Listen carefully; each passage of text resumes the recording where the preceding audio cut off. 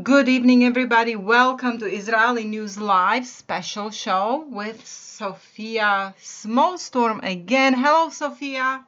Welcome to our studio. I love coming to your studio. Yes, now, Sofia, we already had you twice. We talked about 5G. We talked about glyphosate, effects of glyphosate on humans, on horses. And that was a very successful show. You always have something very special to tell us. And today we are going to speak about electricity. Now, Sophia has a newsletter. Every month, Sophia, is it that you give out a newsletter? Every month. Yeah. I mean, it's scheduled for every month, but sometimes I have to do a double issue because there's so much to say that my issues are usually 6 pages single spaced, but sometimes I have to do 12 pages. Like this last issue is a double issue, and it required 12 pages. So I can do a couple of 12 pagers a year, but basically you get 6 pages a month, and it goes by snail mail and subscription. Yes, can you tell listeners a little bit more about where they can find you as far as your website and how they can sign up for your newsletter? Yeah, the best way to find me is to type in Sophia, Sofia, not PH, Sofia, smallstorm.com. That takes you to a blog page on a larger website, which is pretty static, my About the Sky website. It was a website about geoengineering and chemtrails, and I've left it alone because a lot of people like it. They like the basic and certain kinds of detailed information on it. But I also have a newsletter page. You can read some samples from previous years. But the best way to stay with me on what I'm dabbling in, and it's really dabbling. Nobody pays us for this. We just go kind of where we want to, where the curiosity drives us. And I like to dive pretty deep.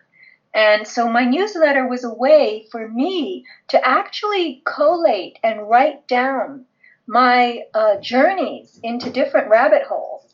And it has become something that people have really taken to, I'm happy to say. I've been doing it since 2010, and this is now 2019, so we're going on 10 years practically. And you have to subscribe.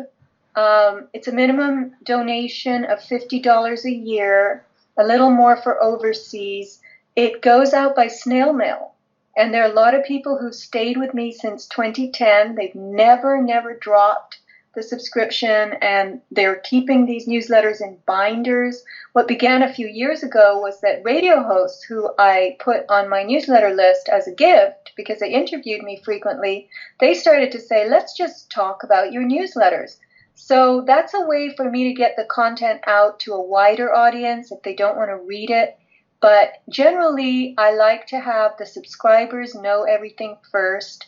This newsletter is not posted online, and it is not a newsletter. It's not news, okay? It's me writing a personal, kind of like a diary of where I'm going and what I'm seeing and connecting dots. Is that how it strikes you, Jana? Yes, you definitely research to depth several subjects, always different subject to a great depth, and then you write your own opinion about the subject that you have researched. And it is a most wonderful newsletter to read. The last one on our show about glyphosate in horses I used in my homeschool with my daughter Ariella. She enjoyed it. Now, I do have to tell you that this electricity one would be hard for her to understand. She's only 10 years old, but it was very interesting to read, and it will be very exciting to bring it over here to our show so listeners can learn about this as well, Sophia. Now, but for those who don't know Sophia yet, she is an independent researcher, and I call her independent journalist as well because she has connected several dots. So this title of independent journalist is very well deserved. What do you think, Sophia? Am I right? Well, that's very nice of you. It's an honor to be called an independent journalist. And I've connected thousands of dots, Jana, I not know. just several. Thousands. Okay, well, I don't know you that long, Sofia. So, No, I'm just kidding. I'm just kidding. but it was very nice to find you and meet you and get to know you. So I'm so happy you're here with me right now. But anyway, let's get to the subject and your newsletter about electricity. Now, Sophia, electricity is something so normal, right, that we cannot live without. So tell me, what did you find out? Why did you go researching about electricity? Well, two things happened. This was my March newsletter. And one thing that happened in March was California had an absolute avalanche, a bombardment of butterflies for several days. And I was driving to go swimming at the pool, and I saw all these butterflies. They were flittering and just going right across the road. I mean, they were crossing your windshield, and there were millions of them. And I thought, what's this? And it continued and continued. And when I got to the pool, we were swimming with butterflies flying right across our line of sight. They were flying across the water. Wow. And first I thought they were the monarch because they were orange and black. But one thing I noticed about them was that they were very fat. First I thought maybe they're moths, orange and black moths, but it was clear that they were butterflies, not moths. And I Googled and actually heard on the news that it was the painted ladies. The painted lady butterfly is Vanessa cardui. That's the Latin name. And they are the toughest butterfly species on Earth. And they were migrating from the deserts of Southern California, where they apparently go every year to wait for the rains. They were migrating up to as far as Alaska. Wow. And they did this for days. And everybody in Southern California and Central and Northern was seeing these butterflies. And it was quite fascinating. And here's what really got me when I started researching them. First of all, the reason that they're fat and they look like moths is because they have this energy pack, this goop. It's literally fat that they carry in their torso. And that is the fat that fuels them on the journey to the Pacific Northwest. And they only live 2 weeks, Jana, and they go at 25 miles an hour, which means from San Diego to LA is 2 hours if you travel at 50 miles an hour or 55. So that means it would take them 4 hours to reach LA and then hundreds of miles to go to Oregon and Washington and into Canada. And I'm thinking, what's the point? They're not even going to live for the whole journey, right? Right. So I researched more and more. They only live a couple of weeks. And I found out that when species, especially butterflies, have a population explosion, they will migrate. So what happened this winter was we had a profusion of rain in Southern California, and the rain was over the desert as well, and there were these enormous explosions of desert bloom, flowers, blossoms.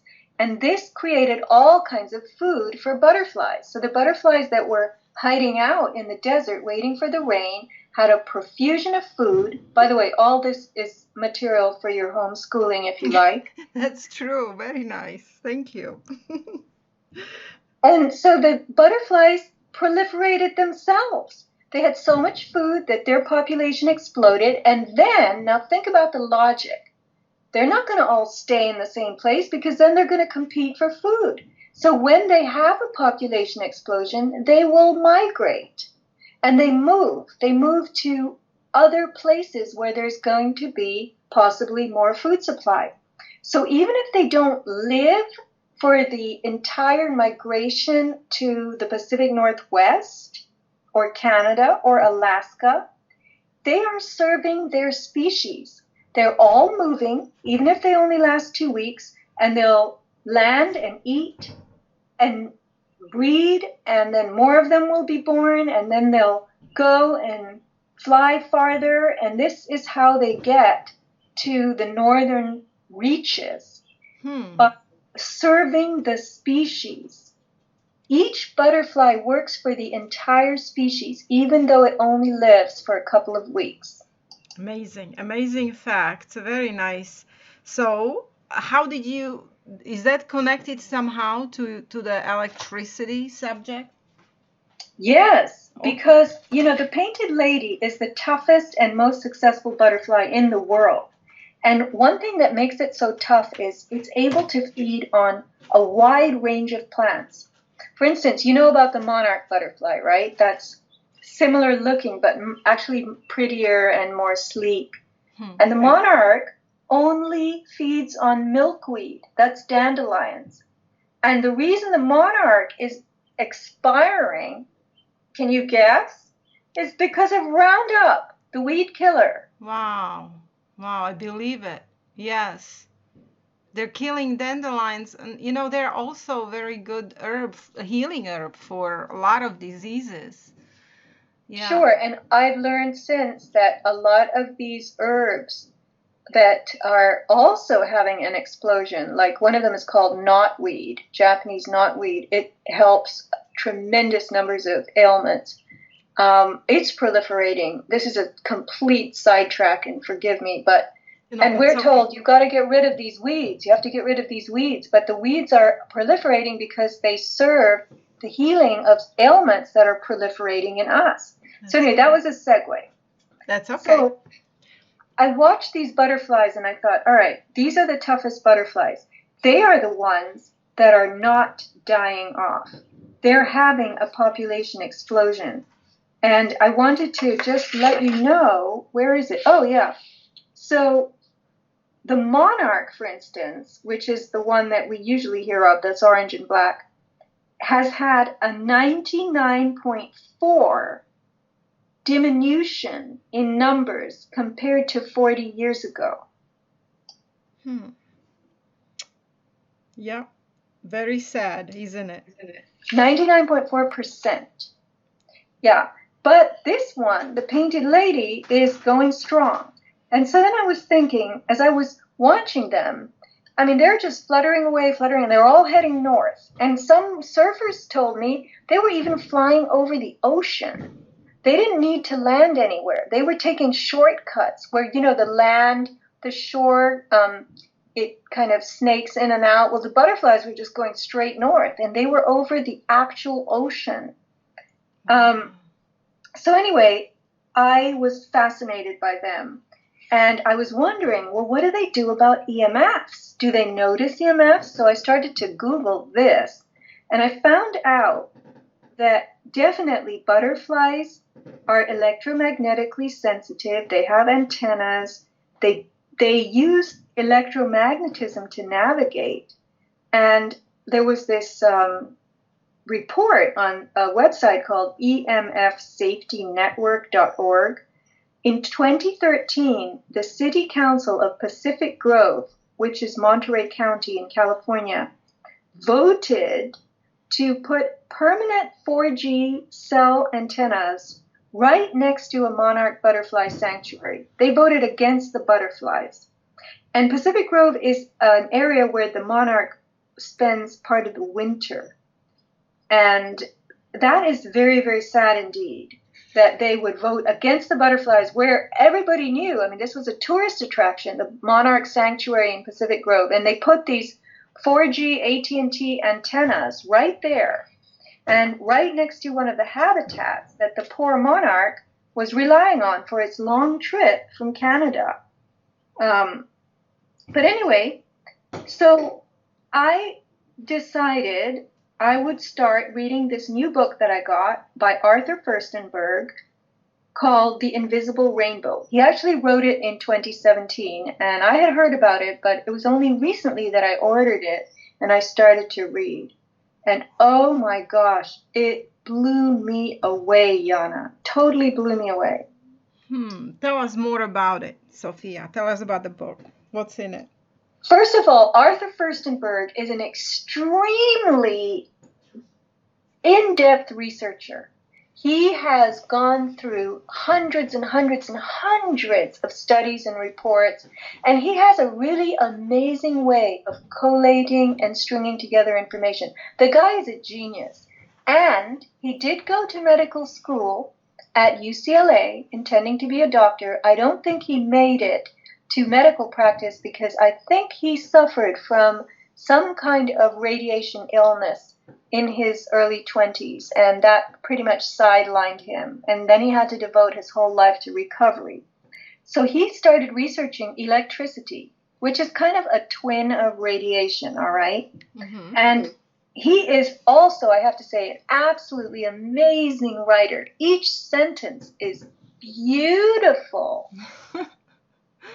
That's good. Just like yours, Sophia. I wish I was a writer like you. I wish I had the talent. I have to suffer really when I write because, English is my fifth language. And it's so difficult, but every time I read your newsletters, it seems just you have such an easy time writing, right? Well, I love to write, but I have to say Arthur is possibly more ornate and more brilliant than I am. My newsletters tend to be chatty. I could, I guess, put myself to the task of writing brilliantly, but these newsletters are not exactly that. Well, you're But using anyway, a lot of detail in them, which helps the reader to understand more. Using beautiful details around things, and that's just better for understanding. right, and I try to be thorough and I try to lay out the information so that it's sequential and logical and people follow it. And so Arthur's book, even in the first chapter of The Invisible Rainbow, he talks about this thing that I never heard of, and nobody's that I've talked to ever heard of it.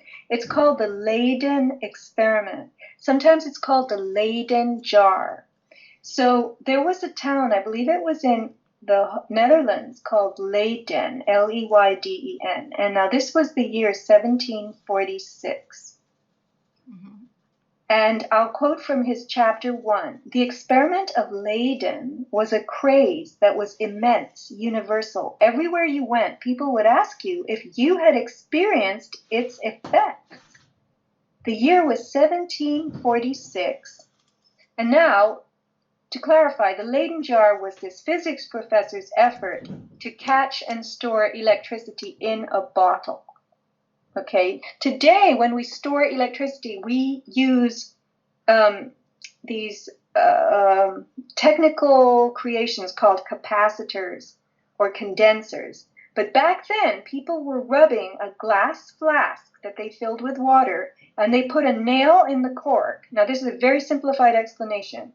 And then as you rub the outside of the glass, you get this static charge. And then if you touch the nail, the static is on the surface. And if you touch the nail, you get a shock.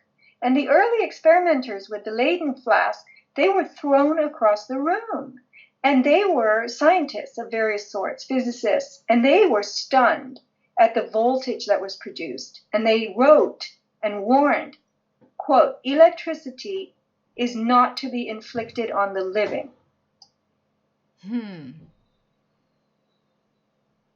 But when you tell people not to do something, Jana, what happens? They do it anyway. Right, and it becomes a craze, right? That's right. So I'm just going to quote from the book. The general public did not react as planned. Eager men and women by the thousands all over Europe lined up to give themselves the pleasure of electricity. Abbé Jean-Antoine Nollet, a theologian turned physicist, introduced the magic of the Leyden jar into France. He tried to satisfy the insatiable demands of the public by electrifying tens, hundreds of people at once, having them take each other by the hand so as to form a human chain. He would place himself at one of the ends of the chain while the person who represented the last link took hold of the bottle. Suddenly, the abbot would touch with his hand the metal wire inserted in the flask. He would complete the circuit, and immediately the shock would be felt simultaneously by the whole line of people. Electricity had become a social affair. The world was possessed by electromania.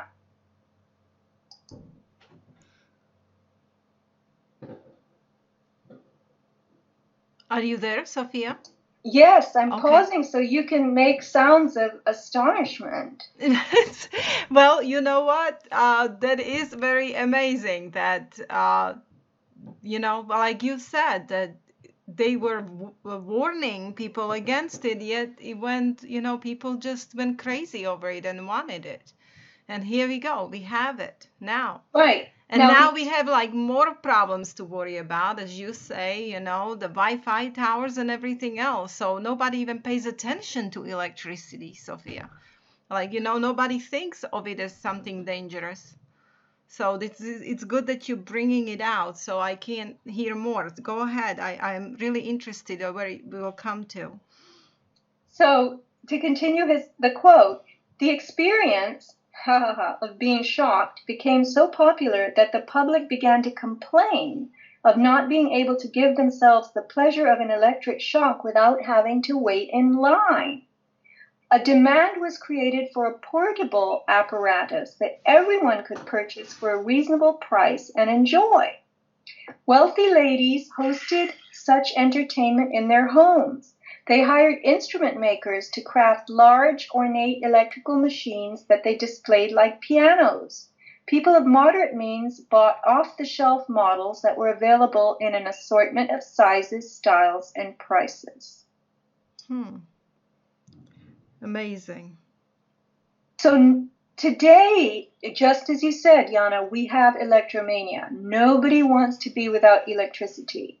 And yet nobody really understands what the biological cost is. Even I, who knew something about electricity, and I am learning and being trained in electrical remediation of homes, purging them of dirty electricity. If people want to know how to do that, there are different ways to do it. They can contact me through my website, sofiasmallstorm.com, and I can give them information, and there are things they can buy. And I've worked out a whole strategy of starting from inexpensive and getting more expensive as you may need to. So I'm happy to do this for people. I've been studying this for several years, and now I have the various products at hand that you can use to remediate your environment. But anyway, that's a sidetrack. Well, when you So, talk about dirty electricity, so people understand a little bit more, because not everybody understands what it is. But I think, isn't it like solar power, like, the solar, can you explain more about this, Sophia? The dirty, I know it's a sidetrack, we'll come back, but since you mentioned it. yes. Okay. So you have coming into your house 240 volts from the power station, your utility company, and it goes into your electrical box, your panel, your breaker box, and that is separated into two legs. They're phases, phase A and phase B, basically two sides of your house. So the 240 is broken into 120 and 120. And basically, you don't always get 240. Sometimes you might get 208, 210. You might get higher than 240, but you're getting approximately 110 divided. That's 240 divided. 220, 240 divided is 110. So that's how you get your 110 on each side of your house. And then you have smaller circuits that go off those two phases or legs. Now, in the old days, we really didn't have a lot of demand. We didn't have a lot of load. We might have, something electrical, some lights. We had a refrigerator. We might have a washing machine or a dryer or something like that. But today we have all kinds of devices plugged into our circuits in all different rooms. And every time you add a device that consumes power, you create a recoil effect on the lines. You create surges. You create a kickback. You create what's called harmonics or noise. And that's referred to as dirty electricity. So now you have all of these micro surges, and that is not good for your health. You want to keep your circuits as clean as possible. You don't want every device that you add adding more load to the line, and that's what it actually does. So today, with the enormous amount of electronics that we use, several TVs in every house, we've got computers, we've got all kinds of stuff, Wi-Fi routers. The router, Wi-Fi used to be 2 amps, and now it's drawing 5 amps. So it's not only costing you more, it is actually using more power that you're constantly paying for. So the smart meter puts kickback or noise on your line, and you end up with really a dirty series of circuits, and this is harmful to your health. It's bad for your appliances. It's bad for your electronics. It causes the lifespan of all these things to become a lot shorter. And it's bad for your body because you are electrical too. So there are ways to remediate dirty electricity. And one way is these little plug-in filters made by a couple of companies. But I have to warn people, I've been studying this and been training in it for over almost a year now. And I have to say that you should not be using tens or dozens or many of these little plug-in dirty electricity filters, the small ones that you can hold in your hand, because after you add 4 of them to a house, they start to load your line. They themselves load the line. So you don't want to use more than 3 or 4 of those. And there are other ways, other kinds of equipment to bring those surges down. They're almost like whole home filters, whole home surge suppressors. And this is the kind of thing I'm getting into now. I did my own house, and I have to say, you can feel it. It's like a Zen temple. Before I had that thing attached to my breaker box and after. So this is the kind of thing I'm happy to help people with. And I call it EMF plus consulting. Excellent. Thank you, Sofia. Thanks for this explanation. Very important. Now let's go back to what we were talking about so we stay on track here. Right. So Arthur's book, he makes it clear that electrical phenomena are not well understood. And he says, how does our brain work? How do our nerves function? How do our cells communicate? How is our body's growth choreographed? We are still fundamentally ignorant. And the question raised in this book, what is the effect of electricity on life? And this is a question, Arthur points out, that modern science does not even bother to ask. Right. Keep going, Sofia. I'm learning as you're speaking. I'm just making notes, learning.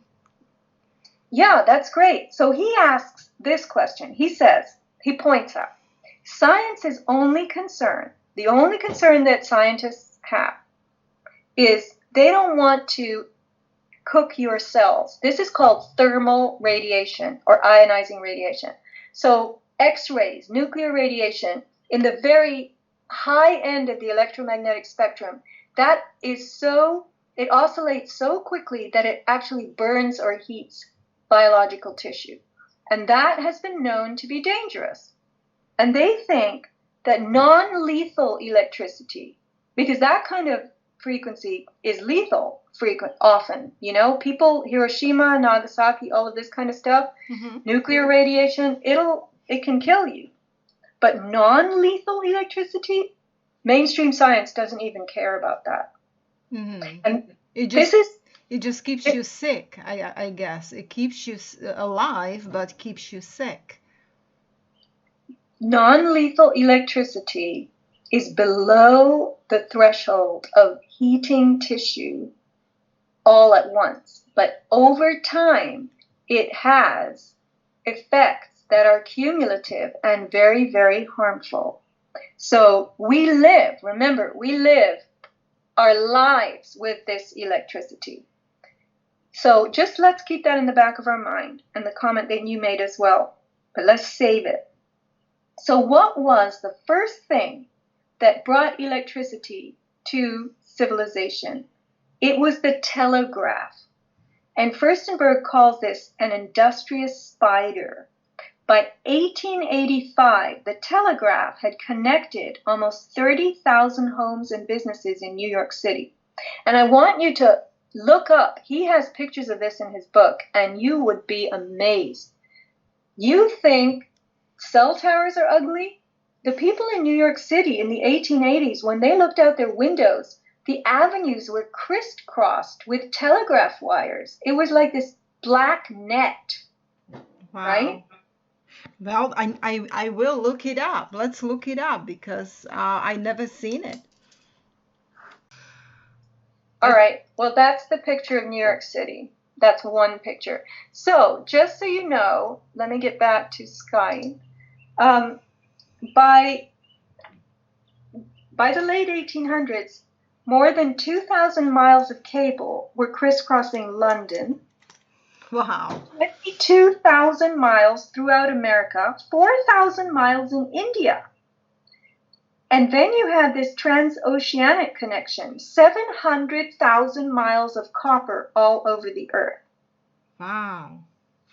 So they were really into it, right? Right.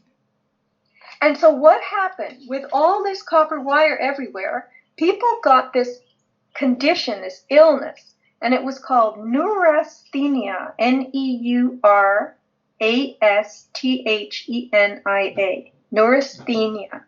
And it was defined pretty much in a vague general way as having weak nerves. And the first doctor who noticed it in 1869 was George Beard, and he concluded that it was caused by stress. And it seemed to just come out of nowhere. It hit people randomly. Nobody seemed to be dying from it. But other physicians were reporting it as well. They called it nervous asthenia or neurasthenia. And the symptoms were pretty much, lassitude, torpor, heaviness, physical aches, mental depression. There was this electrotherapist at the time, Dr. Margaret Cleves. She was working with the insane, and she opened her own electrotherapy clinic in New York, and she had a catastrophic breakdown just a few months later. She said, this is a quote from her writings, "I knew neither peace nor comfort, night nor day. There remained all the usual pain of nerve trunks or peripheral nerve endings, the exquisite sensitiveness of the body, the inability to bear a touch heavier than the brush of a butterfly's wing, the insomnia, lack of strength, the recurrence of depression of spirits, the inability to use my brain at my study, and writing as I wished." Wow. Back then already, they suffered all this from electricity. Sophia, what can we do today? I mean, the most prescribed pills are Prozac and Ambien, right? For depression and for insomnia. And look at back then already, just with electricity. Yeah, Jana, they called it telegraphic sickness. It included heart palpitations, dizziness, weakened eyesight, exhaustion, memory loss. So the telegraph workers in the early 1900s were talking about this. And one telegraph worker said, "Our nerves are shattered, and the feeling of health has given way to a morbid weakness, a mental depression, a leaden exhaustion. Hanging always between sickness and health, we are no longer whole." And he said, "Has the release of electrical power from its slumber created a danger for the health of the human race?" Wow, already back then. So here we are, Sophia. Right. Now, telephone operators were getting sick. Right. Railway passengers, railway staffers, conductors, the guys who drove the trains, they were complaining of all kinds of unpleasant conditions, and sometimes they ended up in paralysis. So now, this is very interesting. By 1862, every rail line, Furstenberg says, was sandwiched between one or more telegraph wires running overhead, and return currents from those telegraph lines were running beneath, a portion of which flowed along the metal rails themselves, upon which the passenger cars rode. So the passengers were getting sick from just riding the trains. Wow. So now what's very interesting is this. Let's do a drum roll. We're at 1894. We have a psychiatrist in Vienna, and he is aware of neurasthenia. And remember, psychiatrists are medical doctors. So he is searching for a cause for this neurasthenia, and he finds none. So he calls it a mental illness. And that decision of this particular doctor transformed the world. His name was Sigmund Freud. Yeah. Well known. So Arthur Furstenberg writes, because of him, because of Sigmund Freud, neurasthenia, which is still the most common illness of our day, is accepted as a normal element of the human condition, for which no external cause need be sought. That means they don't even look for anything else. You have mental illness, you have mental illness. They don't need to figure out why. Because of Freud, environmental illness, that is, illness caused by a toxic environment, is widely thought not to exist. Its symptoms are blamed on disordered thoughts and out-of-control emotions. Because of Freud, we are today putting millions of people on Xanax, Prozac, Zoloft, instead of cleaning up their environment. Sigmund Freud renamed neurasthenia anxiety neurosis, and its crises he called anxiety attacks. But the fact is, the symptoms of anxiety neurosis, exactly match those of electrical illness. That's amazing, Sophia. I actually know many people who have so-called panic attacks or anxiety attacks. And that's just amazing history to connect electricity to that mysterious illness that medical establishment has no answers for. Exactly. And this is why this book is such an amazing book. I thought I knew a bunch of stuff about electricity, but I didn't know any of this. Right. So the symptoms of anxiety are exactly the same as electrical illness. And it makes sense because nerves are damaged by toxins, and they can also be thrown out of whack by unnatural electrical loads. Because nerves, everything in the body basically operates on electricity, and nerves are conduits for electrical impulses, right? Right. We are electrical beings, That's right. Our heart is electrical heart. Of course that it messed with our bodies,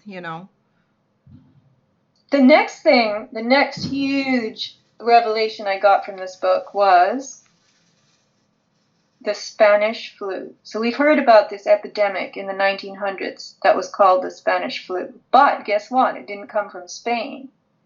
What was happening at the time was the world was fighting this big war, the First World War, and radio communication was being born.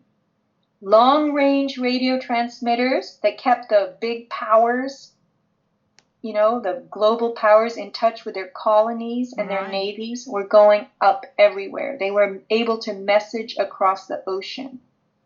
So between April 1917 and early 1918, the U.S. Navy had built and was operating the world's largest radio network. And these were powerful. You have 200 kilowatt arcs, 500 kilowatt arcs, alternators of high speed, and then the ability to transmit the human voice. So this alternator that they built in New Brunswick, New Jersey, it was turned on full time in September 1918, and it could be heard over a large part of the earth. So guess what happens? We get this thing called the Spanish flu. It struck in the same time frame as these radio huge alternators and transmitters were going up, and it was even fatal. Well, you talked in the newsletter that it didn't touch children and elderly, but mysteriously, the people between 18 and 40 years of age were getting this disease.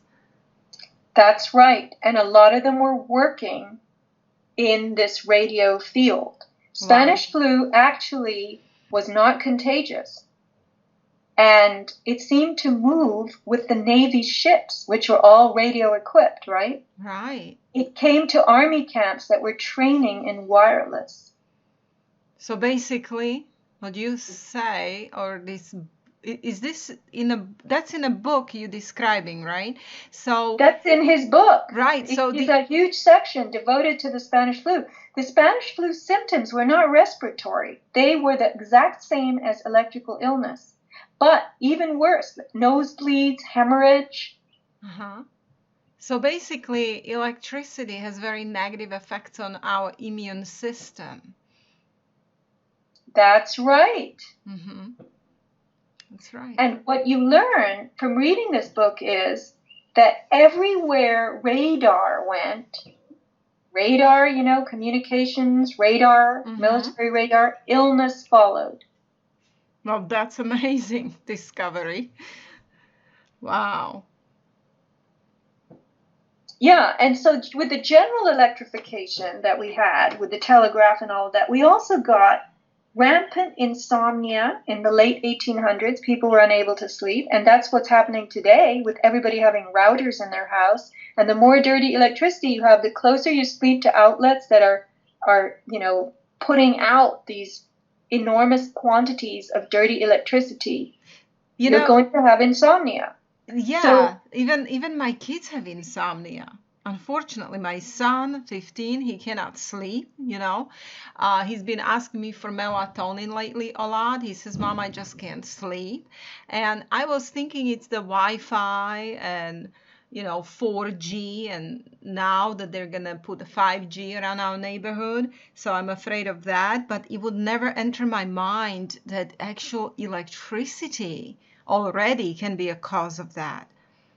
Right. And Jana, it didn't used to be so bad because we didn't have a lot of devices, but now we have many more devices loading our lines. No kidding. Many more. And that causes what I call this recoil effect. It puts harmonics, it puts noise, it puts microsurge on your lines.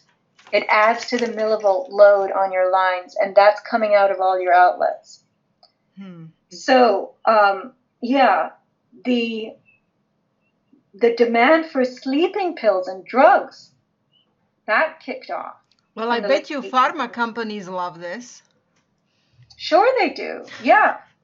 And so they found also, they were doing experiments with a Faraday cage, and they found that if they manipulated frequencies, if they allowed certain frequencies in, they could, and they had a hamster in the cage, they could send this hamster in and out of hibernation.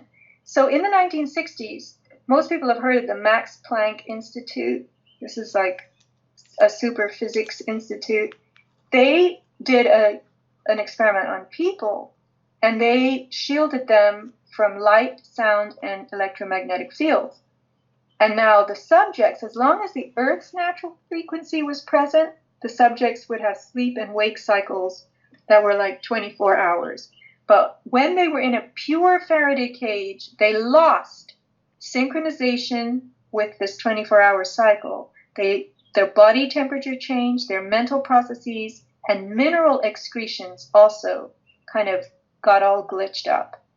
And when the scientists brought in an artificial 10 hertz signal, so let me explain. The natural electromagnetic frequencies range from 0 to 40 hertz, but they mainly go from 7 to 12. So 10 hertz is right in between.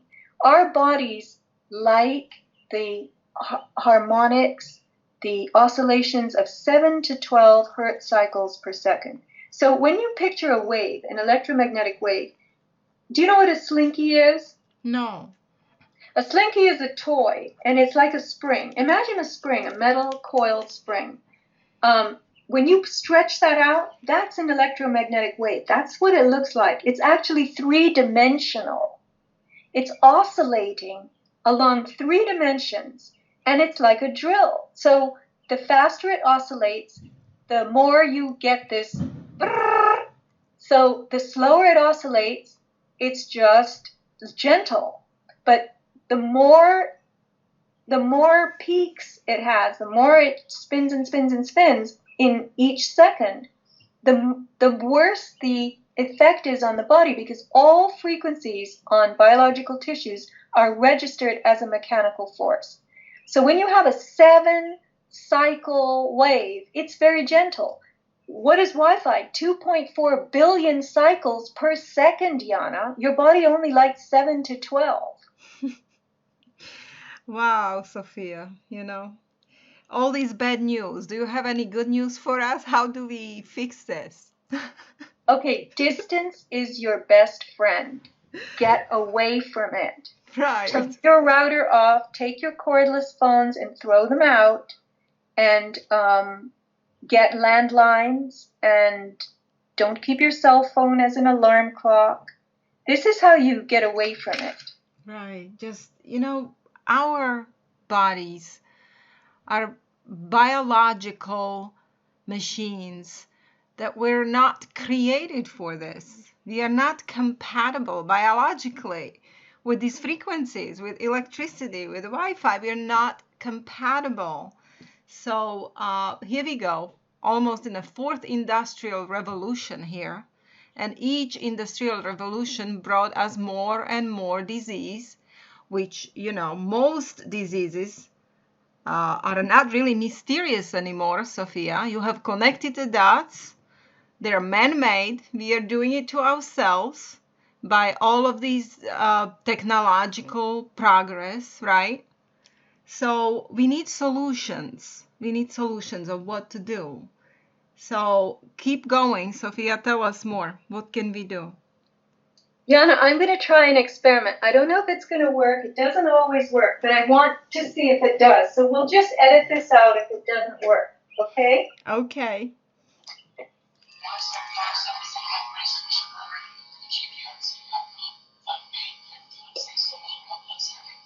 Do you hear that? A little bit. Yes. Do you have any idea what that is? Somebody talking. No, I don't hear nothing. Right, I turn it off. Okay, that is the wiring in my house acting as an antenna for AM radio. I do not have a radio in here. I simply plugged in a meter with an audio capability, and the AM radio is playing through the wires in my house. Wow, you got voices in your house. I'll play it again. All these frequencies, Sophia, and that's. Here's what I do for it.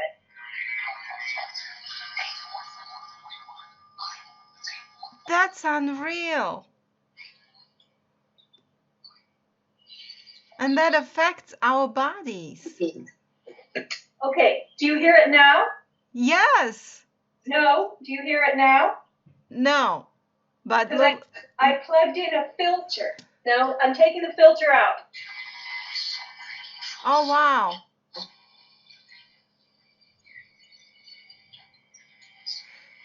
Now I hear it. I just put the filter in. Now I don't hear it. Now it's there. Yeah, that's what happens. Your house, everything, your body is an antenna picking this stuff up. That is unreal. That's right. And all of these affects us on a cellular level. In your newsletter, you were talking about mitochondria and how it affects mitochondria. Okay, so we have this. We consume oxygen to make cellular energy, which is called adenosine triphosphate. Actually, the more advanced way to look at ATP, that's the fuel molecule of the cell. The job of the mitochondria is to keep the cytoplasm charged electrically in the right way for the cell to do its work. Everything, what is called life, involves the uptake of electrons by the cell. They use electrons to do their various jobs, right? Mm-hmm. And the electrons come from these nano batteries in the cells. Your cells can have many, many ATP batteries in them all the time. They're always firing. So you actually produce every day your body weight in ATP. You could not live for 15 seconds if your ATP was shut down in your body. So ATP is the energy mechanism of the cell, but it is a battery, a nano battery that provides electrons to the cell. And where do those electrons come from? They come from several places. Ideally, they come from light, photonic transfer of electrons. That's why you need sunlight and daylight. You cannot live your life indoors like a little mole. Right. It comes from the earth. You need to be outside. You need to be running, flying barefoot across the Serengeti, flinging spears, catching rabbits, or whatever it is you're doing. That's what we were created for, you know that, to live in the nature actually. And the one that you notice, running barefoot, that's called grounding. Very important. Right, because the Earth's surface, it's mainly water and it's mainly minerals, silica, the soil, rock. It carries this very mild electric current. It's very, very mild. It's an electron flow. And where does it come from? It comes from lightning striking the Earth. Lightning hits the Earth 200 times a second, everywhere, all different places. And that creates a slight amount of voltage on the surface of the Earth. So the higher you go off the Earth, you lose contact with that electron flow. Now, what happens to us? We live in 2, 3, 4, 5, 6, 7, 8, 9, 10 multi-story buildings, skyscrapers. The people who live on the second floor have a 40% higher risk of stroke, especially if they're elderly, than people who sleep on the first floor. That is an amazing little detail fact, Sophia. Jana, I live on the third floor of my house, but I ground all the time. I'm grounding right now. I'm connected to the earth. I figured out how to do it in my room, and I can advise people on this as well if they contact me. I don't sell this stuff online because it takes too much hand-holding and explanation. I just can't do this for everyone. So the interested people, if they want to learn about it, I can tell them a little bit. I can tell them what products to get. I have certain of these products that I deal in myself, but it really takes someone who's committed. You can't just write to me and go, tell me about grounding, because I'm not going to do it. You have to research some of it yourself, and then we have to have a conversation, and I can help you understand how to do it. So I work in my room on basically the third floor, and when I used to go in the afternoon, get in my car, which is obviously not on the third floor, it's on the ground floor in the garage. I would get in my car and I'd go, oh, thank God. Oh. And I would feel so relieved. And I thought it was because I was leaving the computer behind and the phone and all this stress and people writing me messages and I have to do this, I have to do that. Because I run my avatar product store, right? Avatarproducts.com. Right. This is where I sell the stuff that you like and you've started to use. And I realized later, no. It's because I'm going down to where the negative charge is. And it immediately makes me feel better. The negative charge is lower to the ground. It's not 3 stories up, and it's certainly not 20 stories up. That's right. Very important. I have actually done a video on my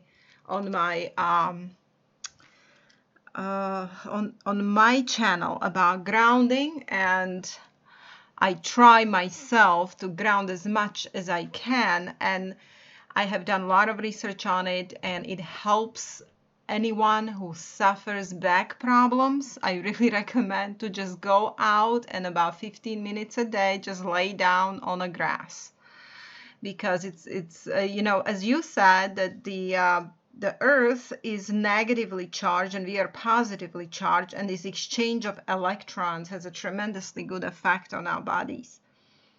Also, Jana, we have in our bodies something called ground substance, literally ground substance. It is a non-fibrous gel that is stored between the tissues. It's an interstitial gel among the tissues. And when you go outside, let's say you go to the beach and you roam around barefoot and you play in the waves and you jog, and if you look at people on the beach, I've noticed this, almost everybody who's on the beach, even if they have a nice, big, huge, clean towel or sheet, almost everybody is clutching handfuls of sand while they're lying flat on the beach sunning or Right. sleeping or whatever, or they've got a foot mushed into the sand. Almost no one is off the sand. Instinctively, they know they have to touch the sand because what's happening is they're pulling, they're drawing millions and millions and millions of electrons from the earth. That's Whether right. they're in the water, whether they are on the sand, touching the sand, gardening, you're pulling electrons because you're dabbling around in the soil with your fingers. When we wore leather shoes and we walked with our briefcases on even concrete sidewalks in New York City to work, when school children walked barefoot to school on dirt roads, or even wore little leather sandals, they were grounding, and their bodies were pulling, pulling, pulling millions and millions and millions of electrons all the time and stocking them, storing them in this ground substance. Then when you went to sleep at night, your body took the electrons from the ground substance and it did its repairs. That was the better source of electrons for ATP. Today, since we are disconnected from the ground, since we have rubber shoes, we don't walk to work on the city sidewalks in leather shoes. If lawyers, they wear wingtips, they have rubber soles. Everybody's wearing sneakers. We drive in rubber-tired cars. We live in sealed flooring houses, right? Right. So we aren't touching the earth. People spend years without ever touching the earth. And the result is that the body has a default. It will take its electrons out of the breakdown of fats and carbohydrates. This is known as the Krebs cycle. Oxygen phosphorylation, cellular respiration. But Jana, now that we know this, if that's the default, when you're not touching the ground, is it any surprise that junk food, fats and carbohydrates, people are gobbling them up like there's no tomorrow? Right. Yeah, that's right, Sophia. So interesting. Um, just for the sake of time, because we are at the 59-minute mark right now, can we go to more solutions? Now, one of them is to get out to nature, right? Like get out as much as you can. Unplug from electronics. Use them only when necessary. Keep going, Sophia. Please give us more solutions. I want you to also talk about your website and some of the products that you added. Right. So I found out by accident that grounding, that magnesium, iodine, and this product Restore that you've experienced, and Steve and your family, those are the most sensible way to correct your body's redox signaling. Redox signaling is the balance between electron uptake and electron expenditure. When your cells are using up electrons and able to get new electrons and signaling properly between all the various systems, that's called redox balance. When your cells are losing more electrons than they're able to get, that's called redox imbalance. When your redoxing is out of balance, you start getting sick, you start slipping, you start degenerating. So you want to have optimal redox balance. Reduction oxidation those are the terms that make the truncation redox. And one of the best ways you can do redox balancing is through this product Restore. I kid you not. Amazing. Yes. And that is true. I'm speaking from my own experience. I told this on our last show and I still stand for it. We are still using the product. Myself, I started using it. Steve was first. As you know, Sophia, he had very bad ideas. Nobody could help him. Really, he was in desperate condition. Even his work suffered tremendously, but some products help, like aloe vera, and I put him on a special diet where he ate no gluten, and I still recommend no gluten. But this product Restore totally brought him out of these symptoms, brought him to a normal condition, and he even here and there can even cheat with gluten. Like when we go out to eat, he just orders pasta, that is not gluten free. and he's doing fine. He does not have any symptoms. I mean, that disease completely disappeared. So anybody suffering from IBS, very painful condition, I definitely recommend this product, but I recommend it, like Sofia, tell us, it's not only for IBS. It's what else is it good for? Restore helps your cells to hear each other. It really restores cellular communication. It restores the electrical signaling. This is an ancient language spoken by your gut.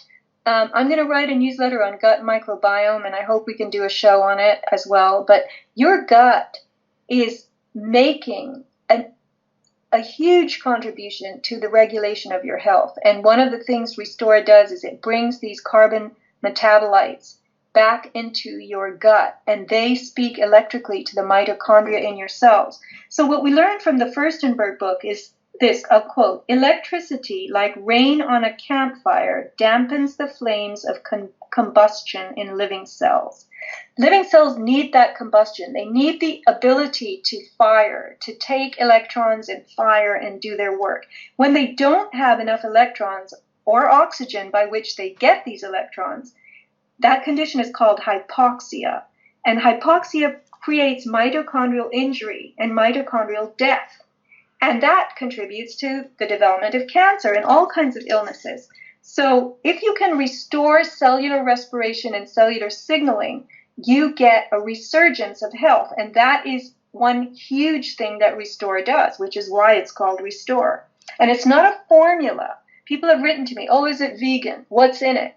It is a soil extract from ancient soil that contains desert soil, which was never farmed the modern way. And it contains these metabolites of carbon with the right electrical signaling properties. So when you take a teaspoon of Restore before your meals, by the way, the first clinical trial on Restore using humans just came out a couple of months ago, and it showed that within 2 weeks of use, Restore eliminates 23% of the glyphosate in your system. So it's really good at that because it controls the tight junctions in your digestive system. Well, that makes it a must to take, especially in the United States of America, Sofia, where we have glyphosate in everything. That's right. So I know we're running out of time, but I really urge people, if you buy Restore from my website, avatarproducts.com, if you buy the 32-ounce bottle, you get a free pump. And pumps are really good to have with those big bottles. And you get all kinds of little free samples as well. If you make an order with multiple products, you're definitely going to get samples of magnesium cream or magnesium gel. If you get iodine, you may get a sample of a different kind of iodine. We try to gift people things so they can keep trying different products, and that product has a potential to make a big change. I just brought in ionic magnesium, which is an oral magnesium that you take as a liquid, and it's a very absorbable, very good. It's not a super commercial product like Calm. People take Calm. Mm-hmm. They take different forms. Epsom salts are magnesium sulfate. Calm is magnesium citrate. And this is a magnesium that has fulvic in it, which is another soil component. So it's really good at restoring, again, the environment, the cellular environment, very important for the heart. So anyway, I just wanted people to know that that's a new product. And the nerves. Magnesium is very good for the nerves. Yes. Yes.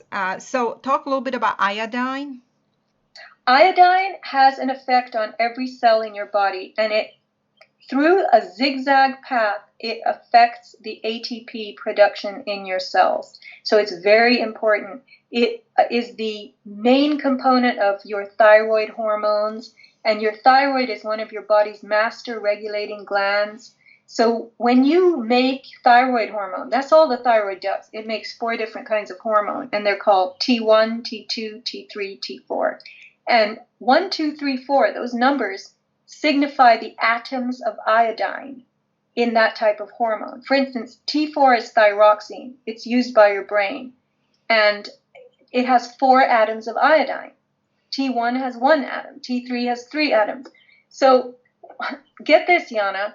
Iodine is so close to fluorine, chlorine, and bromine that the poor body, being a biochemical blind man, mistakes bromine, chlorine, and fluorine for iodine. So I now know. it's synthesizing Yeah.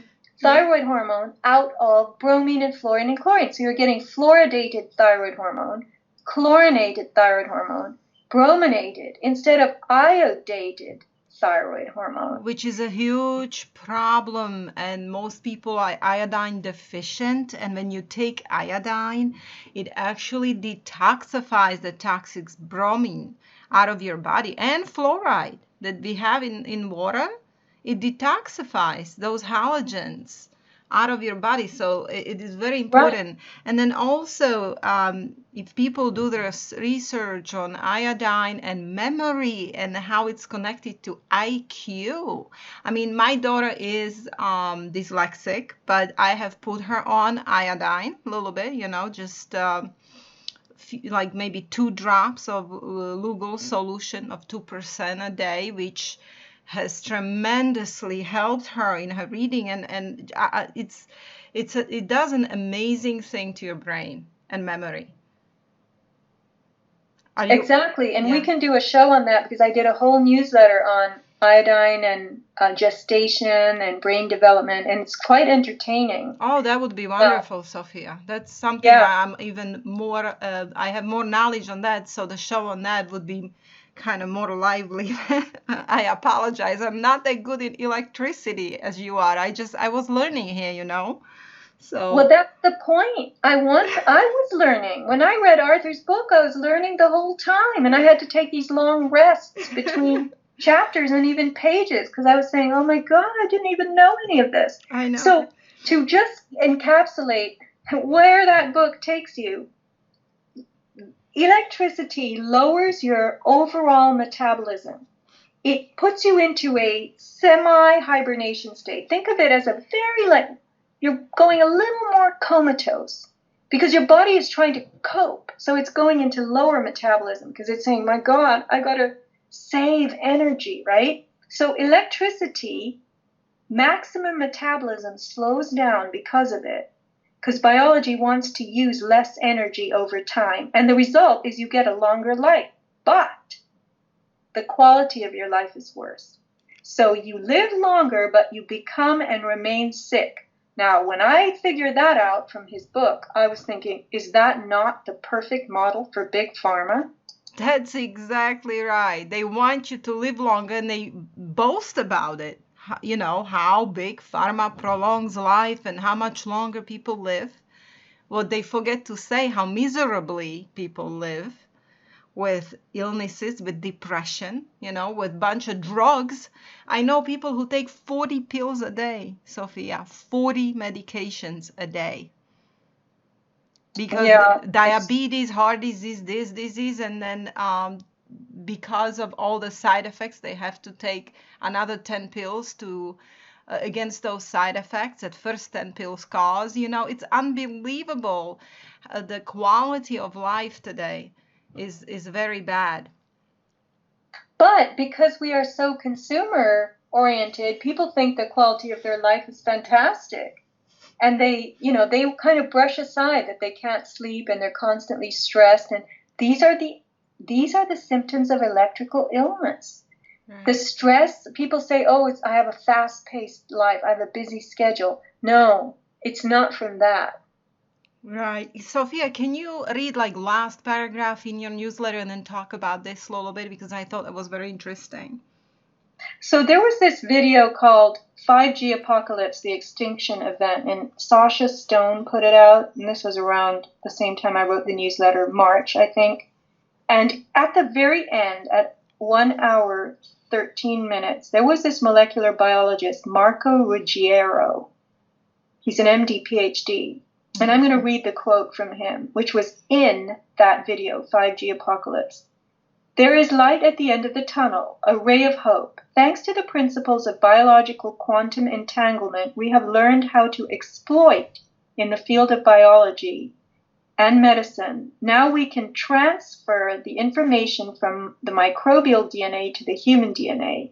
And in so doing, we can train microbes to withstand whatever extreme condition they're exposed to, including this new technology, 5G, and then train them to transfer this resilience of theirs to our DNA.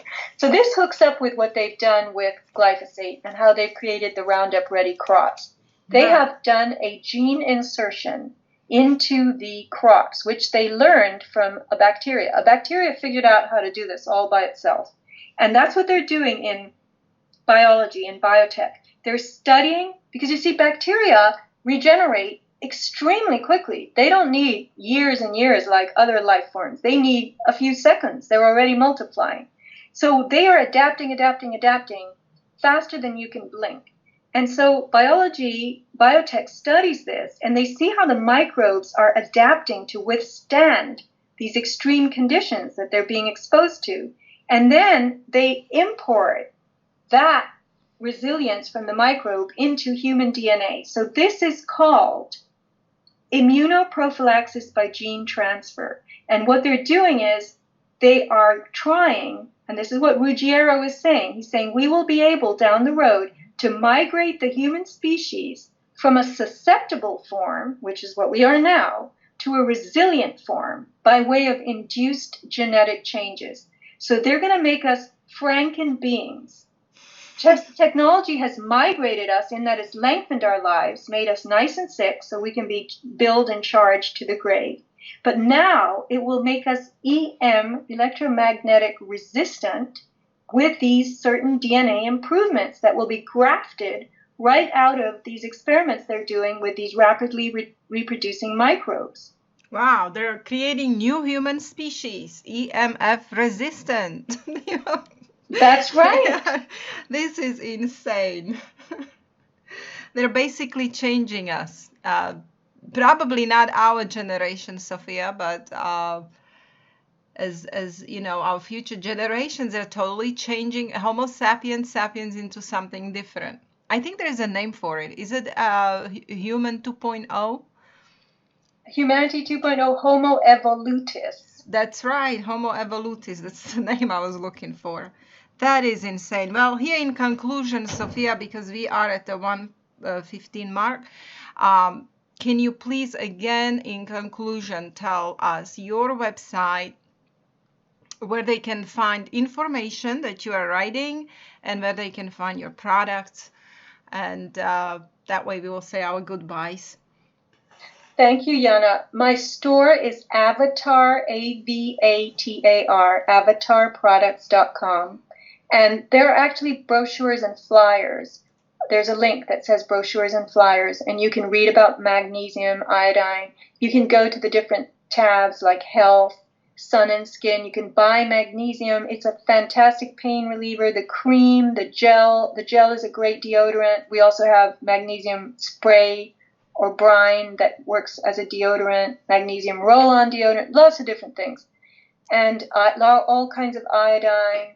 And then the product Restore, I would really urge people to try that as well and try it for a couple of months. And then my sofiasmallstorm.com, that's a blog. I'm actually not posting too much. There's tons of stuff on the blog already, but I'm not posting too much right now because I'm deep in these rabbit holes with these newsletters, and I'm really getting extremely detailed in my study and my attempt to comprehend.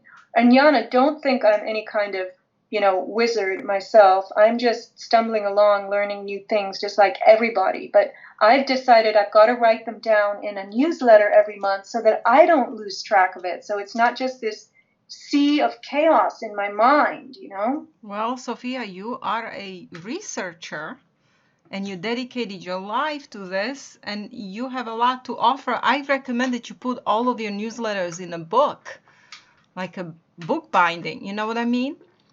People say that. I just don't have the time right now. Maybe someday when I'm really old, I'll say, okay, now's the time. I'll make a book. Well, anyway, thank you so much for coming. I hope you listeners enjoyed this information. Thank you, Sofia, for all your research and for your service to humanity.